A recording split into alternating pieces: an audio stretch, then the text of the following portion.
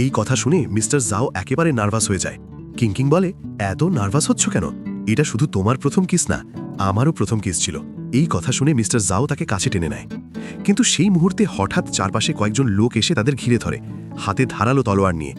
Mister জাও তখন তাদের সাথে লড়াই করতে শুরু করে, কিন্তু সেই লোকেরা কিংকিংকে ধরে ফেলে আর বলে, আর এক পা সামনে এগোলে আমরা ওকে মেরে ফেলব। মিস্টার জাও রাগের দাঁত চেপে বলে, ওর গায়ে যদি একটা আঁচড়ও লাগে আমি তোমাদের সবার হাড় ভেঙে দেব। গুন্ডারা বলে, এখন তো ও আমাদের হাতে, আমরা যা চাই তাই করতে পারি। কিংকিং বলে, তোমাদের হাত কাঁপছে, সুচ দিয়ে তোমাদের চিকিৎসা করে দেব। মিস্টার জাও তখন নিজের অস্ত্র মাটিতে ফেলে দিয়ে বলে, ওকে কিছু করো না, যা করার আমার সাথে করো। কিংকিং এটা দেখে ভাবে, আমার ভাইরা ছাড়া কেউ কখনো আমাকে এভাবে রক্ষা করেনি। কিন্তু গুন্ডারা তখন মিস্টার জাওকে ধরে ফেলে। একজন বলে, তোমরা কেউই আজ বাঁচবে না। কিংকিং বলে, যদি সত্যিই আমরা বাঁচতে না পারি তাহলে কি তুমি আমাকে মনে রাখবে? মিস্টার জাও বলে, এমন বোকা বোকা কথা বলো না, আমাদের কিছুই হবে না। ঠিক তখনই কিংকিং নিজের ম্যাজিক্যাল পাওয়ার ব্যবহার করে। এক মুহূর্তের মধ্যে গুন্ডারা অদ্ভুত এক শক্তির আঘাতে ছিটকে পড়ে, কেউ কেউ ভয় পালিয়েও যায়। মিস্টার জাও অবাক হয়ে বলে, আমি ভেবেছিলাম আমি নায়ক হয়ে তোমাকে বাঁচাবো, কিন্তু উল্টোটা হয়ে গেল।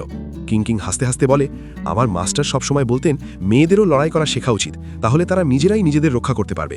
তারপর কিংকিং বলে, তোমার দাদাজির কোনো রোগ হয়নি, তাকে বিষ দেওয়া হয়েছে। মিস্টার জাও বলে, তুমি কি বলতে চাও এগুলো আঙ্কেলের কাজ? কিংকিং বলে, হ্যাঁ হতে পারে, এই গুন্ডাদেরও সে পাঠাতে পারে।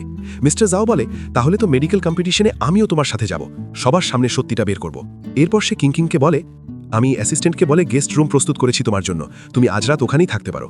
অ্যাসিস্ট্যান্ট তাকে রুমে নিয়ে এসে বলে, আপনি এখানে থাকুন। তখনই কিংকিংয়ের কাছে তার সিনিয়র ব্রাদারের ফোন আসে। তখন অ্যাসিস্ট্যান্ট দেখে বলে, এই মেয়েটা দেখতে এতটা গরিব, কিন্তু তার কাছে ফোনও আছে। এরপর অ্যাসিস্ট্যান্ট সেখান থেকে চলে যায়। তখনই কিংকিং বলে, কি বললে? তুমি আমাকে এখানে থাকার জন্য 100 মিলিয়ন দিচ্ছ? তার ভাই বলে, তা নয়তো কি, আমরা এখানে তোমাকে ছাড়া ভালোই আছি। কিংকিং বলে, চিন্তা করো না, কয়েকদিনের মধ্যেই আমি ফিরে আসব, তখন তোমার জন্য নিজের হাতে রান্না করে দেব। তার ভাই বলে, কি বললে? এত তাড়াতাড়ি আসার দরকার নেই, আমাদের একটু শান্তিতে থাকতে দাও। তারপর সে কিংকিংকে জিজ্ঞেস করে, তুমি কি আমার নতুন মেডিকেল প্রজেক্টে একটু সাহায্য করতে পারবে? কিংকিং বলে, অবশ্যই করব। তার ভাই বলে, ধন্যবাদ, আমি তোমাকে 100 মিলিয়ন পাঠিয়ে দেব। আর ফোন কাটার পর বলে, ভালোই হয়েছে, কয়েকদিন যদিও পাহাড়ের নিচে ব্যস্ত থাকে তাহলে আমি একটু শান্তিতে নিঃশ্বাস নিতে পারবো। তখনই তার কাছে আরেকটি ফোন আসে। ওপাশ থেকে কেউ খবর দেয়, চ্যাং পরিবার কিংকিংয়ের সাথে বিয়ের কথাটা বাতিল করে দিয়েছে। এই খবর শুনে সে বলে, ওদের এত বড় সাহস, আমি ওদেরকে ছাড়ব না। আর অ্যাসিস্ট্যান্টকে ডেকে বলে, দ্রুত গাড়ি প্রস্তুত করো, আমাকে এখনই বেরোতে হবে। এদিকে মিস্টার জাও কিংকিংকে বলে, চ্যাং পরিবারের সাথে আমার আঙ্কেলও থাকতে পারে, তাই সাবধানে থাকবে। কিংকিং বলে, চিন্তা করো না, সামনে যত বড় দানবী আসুক আমি সবাইকে সামলে নেব।